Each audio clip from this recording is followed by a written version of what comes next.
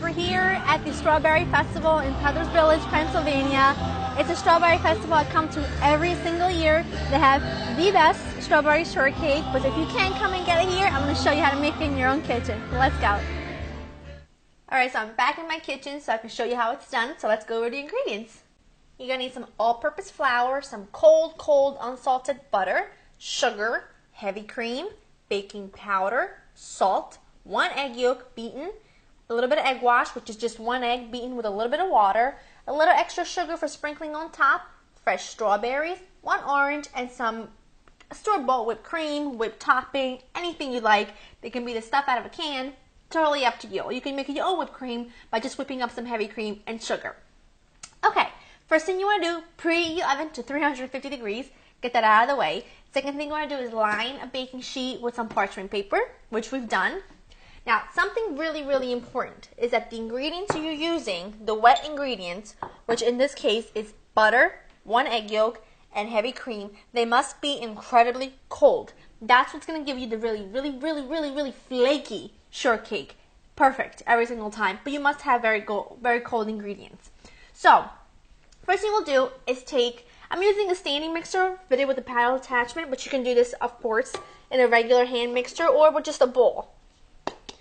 We're going to put in our flour and our baking powder and our salt and the sugar.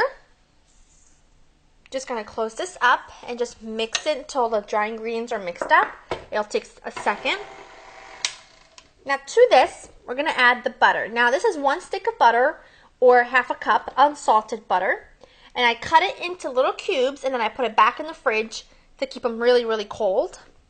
I'm going to add this to my dry mixture, close it up, and I'm just going to let that mix for literally like maybe 30 to 45 seconds, just until the butter is like the size of peas and it's incorporated really well throughout the dry mixture. The butter is really nice and small pieces, and it's mixed really well throughout the flour, which is exactly what we want. Now to this, I'm going to put this back on. Medium low speed is good. I'm going to add the 1 egg yolk that I've beaten. And we're going to add the heavy cream. Okie doke, this is done. It's nicely pulled together. Now I have a little bit of extra flour on hand, just to help me in case this is really sticky to the board, which shouldn't be, but you never know. I always want to be prepared. See, comes out all nice and clean. Now using your hands, I'm gonna put a little extra flour though. Using your hands, I'm just gonna pat this out into like a square about a 1/2 inch thick. You can use a rolling pin if you want to, but it's so unnecessary. That's perfect, just like that. I mean, this is such a foolproof dough. I mean, you see little bits of butter all throughout? That's what's gonna keep it really flaky and delicious when it bakes up. Now I'm using, if you have a biscuit cutter, please use that, but I don't. I'm going to use just a regular cup. I'm just going to dip it in flour so it doesn't stick. And I'm just going to make 4 circles out of it.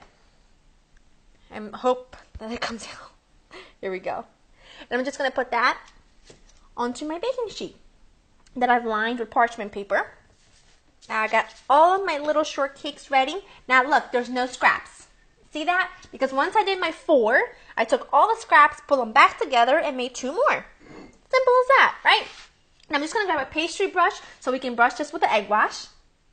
Just brush all the tops with a little bit of egg wash. And then we're going to sprinkle the top with some sugar, because I like that little crunch. And these are going to go into your preheated oven, 350, for about 20 to 25 minutes until lightly golden brown at the top and they're puffed up really beautifully, and then we're going to fill them up. Just slicing my last strawberry. I just cut these into bite-sized pieces. I did a whole bunch of them right there. And I reserved a few of them just to garnish the top of the shortcakes with it. Now, taste your strawberry. They're really nice and sweet. So I don't need a whole lot of sugar, maybe about a tablespoon. But, like I said, taste your strawberries because it depends on how sweet they are. And I'm going to flavor these up with a little bit of orange. I'm going to use a zest of maybe like a quarter orange and maybe half. That's perfect. I love the smell of oranges. I try to put citrus in literally everything because it gives it just a really fresh flavor that you wouldn't normally get. And now I'm just going to juice it right into the berries. This is not a very juicy orange, so I'm going to do the whole thing. But if it was really juicy, I would do just half. 1 and 2. Give everything a nice mix, like so. I'm just going to cover this and put this in the fridge for about 20 minutes, just until the strawberries absorbed all of that orange and that sugar, and the sugar is actually dissolved. So I'm covering this, putting it in the fridge while the shortcakes are baking, and then I'm going to let the shortcakes cool for about 20 minutes to half hour before we put the whole thing together. My shortcakes baked for 25 minutes, and then I let them cool completely, and then I took one and I cut it in half, so now we can fill it. Now we have our marinated strawberries here. Look at those fabulous juices. Definitely want some of those because that juice, some of that I should say, because that juice, it keeps the actual shortcake super moist and flavorful. Just like that. That's good. For now anyway. And then we're going to top it with just a spoonful of whipped topping. And like I said, this can be any kind of whipped topping you like. Or I have on hand. Put the top on. And I broke it up a little bit, but that's okay. Another little dollop of whipped cream. Take a strawberry. Slice it. Fan it. And there you go. You have your strawberry shortcake. Now, strawberry shortcake should be not this heavy, dense, like biscuit. It should be flaky, it should be light, it should be extremely flavorful, and this definitely does meet all those requirements. But now, I need to taste it.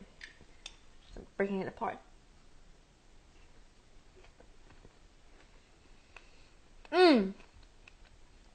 Peddler's Village definitely has good strawberry shortcake, but I think this one takes the cake. I hope you guys have enjoyed spending time with me. To get this recipe and other recipes, check out my website, www.laurenkitchen.com. I'll see you next time. Bye!